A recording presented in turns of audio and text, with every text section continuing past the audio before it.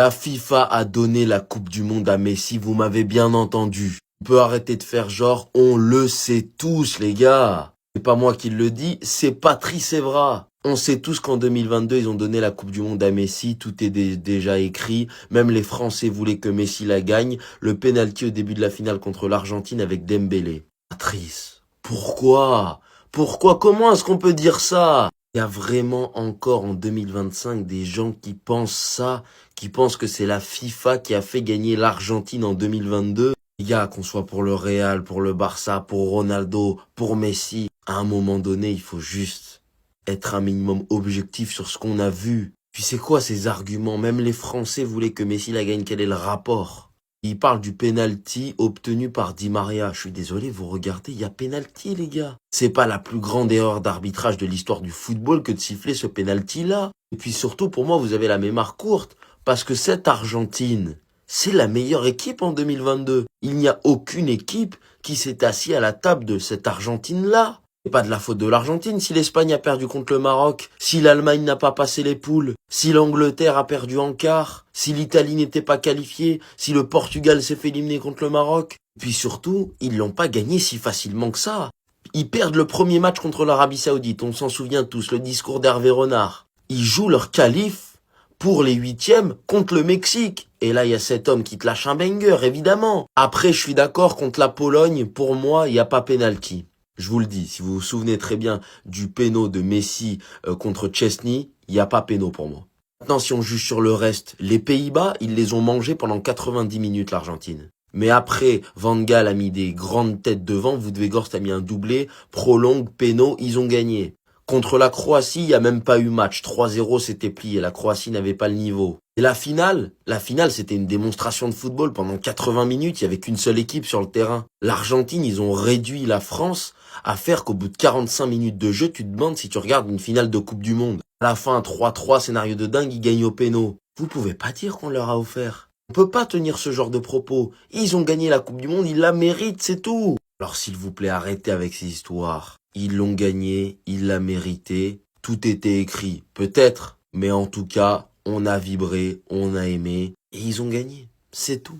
On sait tous qu'en 2022, ils ont donné la Coupe du Monde à Messi, tout était déjà écrit. Même les Français voulaient que Messi la gagne, le penalty au début de la finale contre l'Argentine avec Dembélé. Donc ça, c'est les déclarations de Patrice Evra. Alors moi, j'ai une question pour tous ceux qui sont d'accord avec lui et qui disent n'importe quoi. Le match contre le Mexique, la défaite de l'Argentine pour leur premier match en Coupe du Monde, c'est la FIFA aussi? C'est la FIFA qui a fait perdre l'Argentine? Avec 2 heures après le match, toute la terre qui se moque de Messi et de l'Argentine? Le match contre le Mexique, un match hyper fermé, l'Argentine n'arrivait pas à marquer et Messi te met un des buts les plus importants de sa carrière. C'est la FIFA aussi? C'est la FIFA? Le match contre la Croatie, on a tous vu ce match, arrêtez de vous mentir à vous-même. Le niveau de Messi était stratosphérique. Il prend le meilleur défenseur de la Coupe du Monde, il te le malmène tout le match avec une passe décisive légendaire. Le match contre les Pays-Bas, sans doute, peut-être le meilleur match de Messi au niveau du jeu de la Coupe du Monde. Ou après, il vient nous faire cette célébration mythique. C'est la FIFA aussi? C'est la FIFA qui était sur le terrain avec le pied gauche? Et enfin, le match contre la France qui va jusqu'au péno. Non, c'est la FIFA qui a été jusqu'au péno? Ou la France pendant 70 minutes, faut dire les termes les gars, je sais que ça dérange certaines personnes.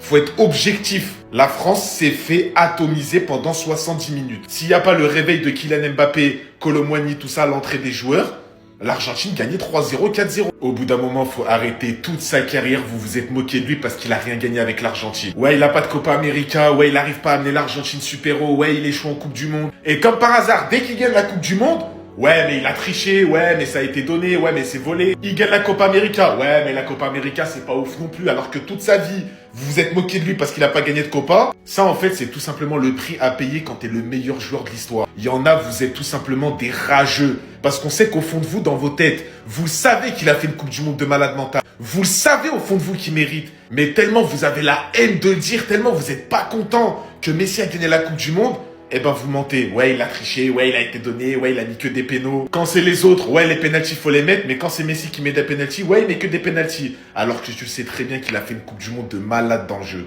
La Coupe du Monde de Messi est totalement méritée. C'est vrai, il a dit ok, on ne gagne plus depuis 2018, mais on sait qu'en 2022, ils ont donné la Coupe du Monde à Messi. Patrice, t'es pas très futé, Lezin. Hein. Ça, c'est peut-être les billets de la FIFA. Hein. Ça, c'est peut-être l'UEFA, le Qatar et tout qui ont payé ça. Hein. Hop, c'est une manette téléguidée. Hop là, ouais, c'est ça. Hein. C'est ça, c'est téléguidé. Patrice, même moi, j'étais en run, je te l'avoue. Mais la passe décisive contre les Pays-Bas, la frappe de loin contre le Mexique, tout ce genre de moments qui ont fait que la Coupe du Monde 2022 est revenue dans les mains de Lionel Messi parce que cette année-là, il était sur une autre planète. Est-ce qu'on doit être mauvais joueur et dire que le Qatar l'ont donné à Lionel Messi? C'est pas normal, c'est pas juste. Ça fait de nous des mauvais perdants, des mauvais joueurs, des aigris, des semas. Non, ils l'ont pas donné à Messi. Messi, il était tout seul. Il y avait Lionel Messi et 11 bouts de bois. Il a fait tout seul.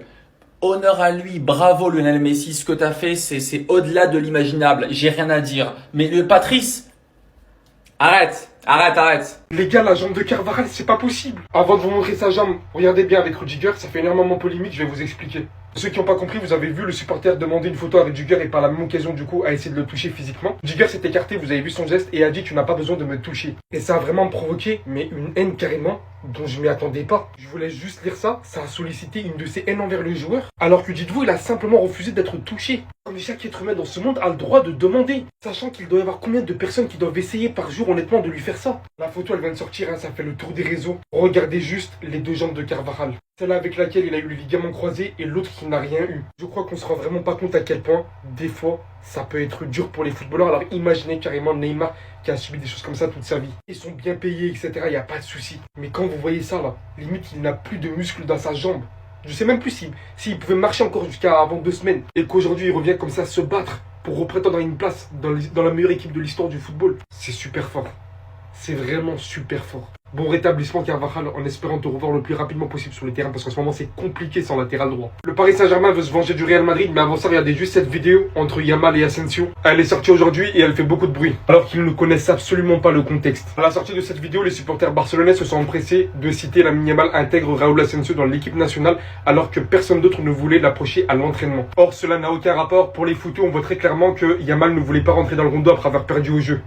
De là à citer des phrases comme personne ne voulait l'approcher comme si c'était le Covid-19 en lui-même, c'est quand même incroyable d'en arriver à là. Je ne doute absolument pas de certains efforts effectués pour l'intégrer, surtout que comme vous le savez ça date pas d'hier, ça a toujours été un petit peu compliqué entre les joueurs du Real Madrid et ceux du Barça lorsqu'ils rejoignent l'équipe espagnole, même si bon ça ne les a pas empêchés de faire des ravages qu'on se le dise. Et au final je suis dépité parce que tout ça pour rien, Raúl Asensio n'a pas été retenu tout comme Ferran Torres et Jérémy pour participer au match ce soir. Le sélectionneur comme vous le savez ayant une limite de joueurs pour se déplacer lors du match. On va pas se mentir, il méritait clairement d'être avec l'équipe. Une foutaise parmi tant d'autres, le PSG veut se venger du Real Madrid pour avoir signé Kylian Mbappé. Le club parisien veut signer de jeunes talents de la Fabrica. J'ai l'impression que des fois c'est vraiment fait exprès. Tout cela pour attiser de la haine au Paris Saint-Germain. Équipe qui est dans son plein délire actuellement, considérée pour beaucoup comme la meilleure équipe du monde actuellement. Et vous allez me dire que leur seule préoccupation, attention, c'est de prendre un joueur de la Fabrica pour se venger du Real Madrid, à ce qui paraît, alors que Florentino Pérez avait déjà proposé à Nasser d'acheter Kylian Mbappé il y a maintenant 4-5 saisons, et que c'est lui-même qui a refusé. Ah, franchement, faut arrêter au bout d'un moment. Mais qu'est-ce qui est arrivé au pied de Carvajal? Je viens de voir ses pieds, les amis, après la blessure, c'est juste une dinguerie. Aujourd'hui, les amis, c'est le premier match de l'Espagne dans cette trêve internationale, et qui dit trêve internationale dit joueur du FC Barcelone et joueur du Real Madrid. L'un des seuls joueurs du Real Madrid qui est parti en sélection espagnole s'appelle Raúl Asensio, et devinez quoi, il n'a pas été retenu pour le match d'aujourd'hui, il a été mis à l'écart. Alors pour l'instant, on sait pas c'est quoi la vraie raison, mais en tout cas, Luis de la Fuentes a décidé de se passer de lui. J'aurais aimé le voir sur le même terrain que Lamine Yamal. En parlant de Lamine Yamal, les amis, regardez la différence de taré entre lui et ses amis de 17 ans. Il est de loin le joueur U17 le plus décisif d'Europe, voire même du monde. Regardez vous-même la différence, cette saison il est à 30 GA. Celui qui vient après lui, c'est-à-dire le deuxième, est à seulement 9 GA. Il y a rien à voir. Du côté du Real Madrid, on se prépare déjà pour le mercato prochain. Il a dit que le Real Madrid serait très intéressé par Ibrahima Konaté et Dean Huijsen. Dans le cas de l'international français, c'est-à-dire Ibrahima Konaté, Liverpool est ferme, c'est 60 millions d'euros ou rien. Vrai que c'est l'un des meilleurs défenseurs actuels, mais est-ce qu'il vaut vraiment 60 millions d'euros? À vous de me le dire en commentaire. Et avant de parler de Carvajal, les amis, on a des nouvelles de notre cher Juan Martinez, jeune défenseur qu'on a vu en début de saison mais qui s'est blessé par la suite. Après le média Relevo, le Real Madrid a 100% confiance en Juan Martinez malgré sa blessure. Le club envisage même de le faire venir à la Coupe du Monde des clubs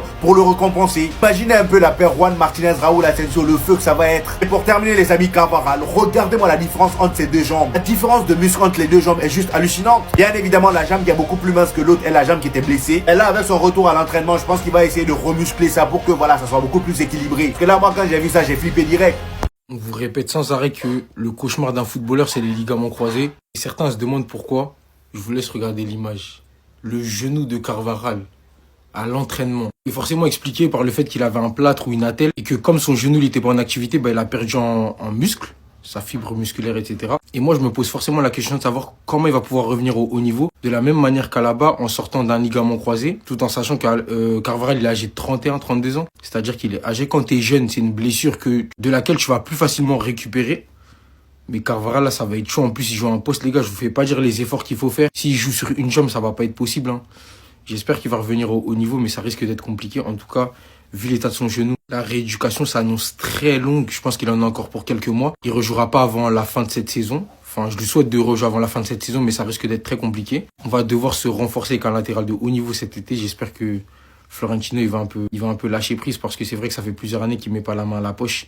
Il aime bien économiser, il aime bien récupérer des joueurs gratuits. Et Alexander-Arnold, pour remplacer Carvajal, personnellement, ce serait pas mon choix. Parce que Carvajal, il t'apportait un certain équilibre défensif. Et même offensivement, il était au top. Donc forcément, ça va être compliqué de trouver un latéral qui puisse pallier à l'absence de Carvajal parce que c'est ce qui se fait de mieux à son poste. Après, moi, j'ai une petite idée. Il y a des latéraux qui lui ressemblent. Mais on verra bien comment ça se passera. Restez sobres, abonnez-vous, les gars, on s'attrape.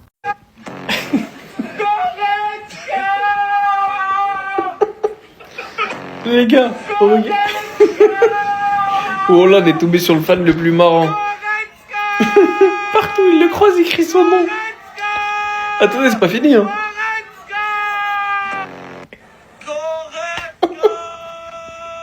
Ah, vous croyez, c'est fini? Il le suit partout. Il a grave le seum, il va le démarrer un jour. Il le suit tellement qu'il y a un top 4 de tous les Goretzka qu'il a envoyés.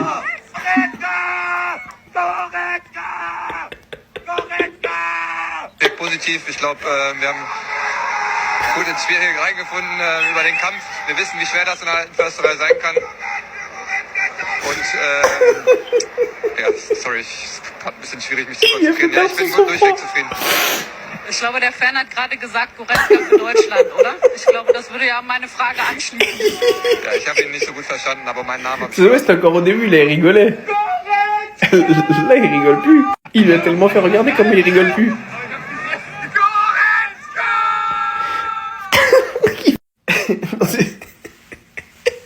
Voilà, guettez comment il a trop la haine. Jusqu'à je suis tombé sur ce commentaire, j'ai plus de force. Isuji, il a un seul fan et il le déteste.